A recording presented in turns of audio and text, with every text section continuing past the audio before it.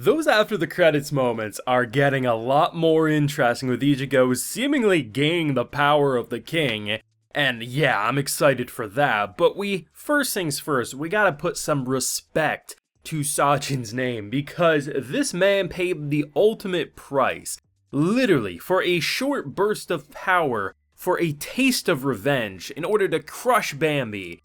Our boy completely loses any humanity he might have. He is seemingly bound to this wolf form forever and will be a beast of revenge. And you have to admit, man, between just having an exhilarating fight, I mean, it's one thing to be able to take a bunch of bomb blasts and not break a sweat because you're literally invincible, but it's another to have something that's literally the size of a skyscraper and you're smacking fools around. And we knew, of course, like, he wasn't gonna be able to march all the way over to the Quincy King, but it's still, you felt the ferocity, you felt the pain, you felt the anger and the resentment, and it just combined into one hell of a fight. Now, I do have a full live reaction to episode 17 of the 1,000-Year Blood War, available on my Patreon if you would like to see my full uncut thoughts as I watch today's pretty damn good episode. It's over there if you're interested. I'm loving this season, man. It's kind of a shame because YouTube's not really messing with the videos I'm doing on this one all that much, which is a bit of a surprise, but I guess, you know, it is what it is. Maybe too many people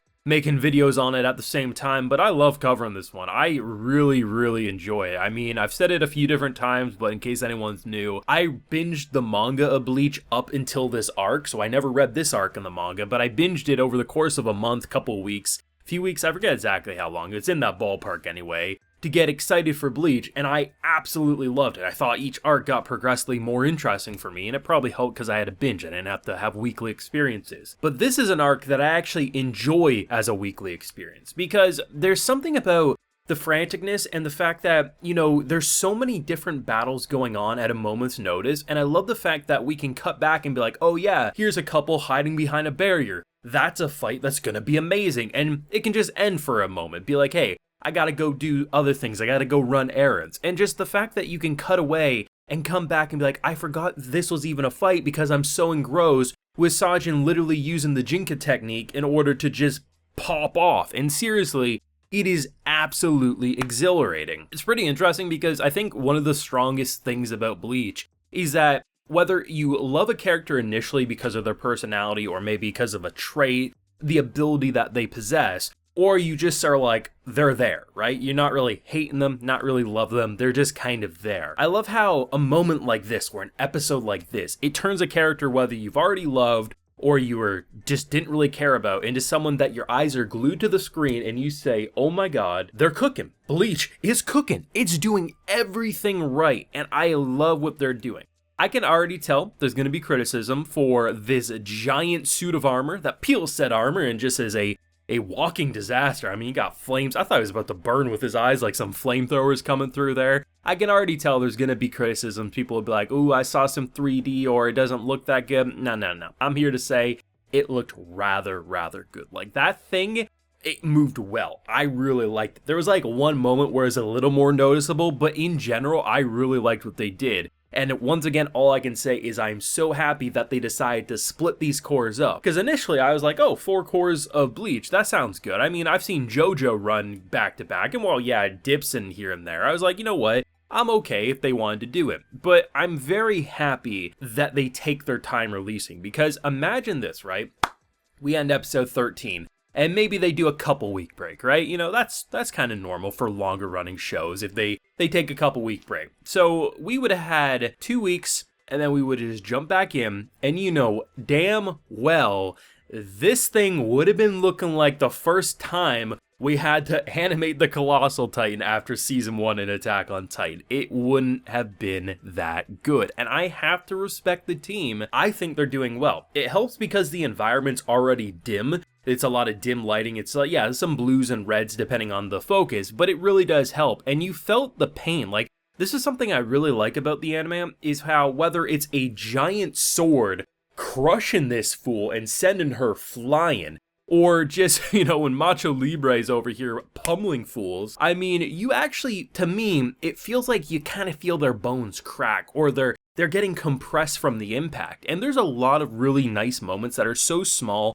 blink it and you might miss at moments, but they really add in that impact and make you say, damn bro, I don't know where we're going. Now, like I said at the start though, that after the credits is getting a lot more interesting. Our boy's pretty much just been marching towards a gate that gets further and further away. And it kind of felt like after last week's, if you watched after the credits, it felt like he was getting closer to the finish line. And in this episode, he does just that. It's a brand new location after pretty much, it felt like all these, like, this rainbow of memories and power and things just all going into him, as basically it's being said, are you going to be powerful enough to withstand it and use it, or are you just going to fizzle out, pretty much? And as we see, our boy is without a doubt about to harness the power of the king by the looks of it, and I mean, that's what you need, right? Pretty much what it feels like is that with all of our characters that are fighting for their life right now, it feels like you're buying time, if anything, right? I mean, you need Ichigo. You need what the hell he's about to do. Because without it, I mean, they're pretty much shit out of luck. But I like the fact that with such an ensemble cast here, with them saying it's the end of the world, you end last week saying you shouldn't have gotten your Bankai back because now everything's gonna be worse for you. Everything in terms of threat and adrenaline is living up week after week, and it just feels like they're throwing new ideas, new fights that you didn't want to see or didn't expect to see, and they're becoming some of your favorite, and characters are just launching blast after blast, and you don't know who's making it out alive, and as we see with the ultimate sacrifice of the price of revenge, you're now bound to a wolf form. I'm not gonna lie, when he started transforming, I think it's just because like the transformation from a human hand to a wolf hand, it looked like a werewolf. Like I thought he was about to get bigger, more insane, and then yeah, he fizzles out and you kind of see why, you know, ripping your own heart out may not be the best idea, and it does have a costly and hefty price. But like I said, I mean, I've been loving this season. I had fun covering the first cour, I'm having a blast covering the second cour, and I do appreciate the people who watch these videos, man, because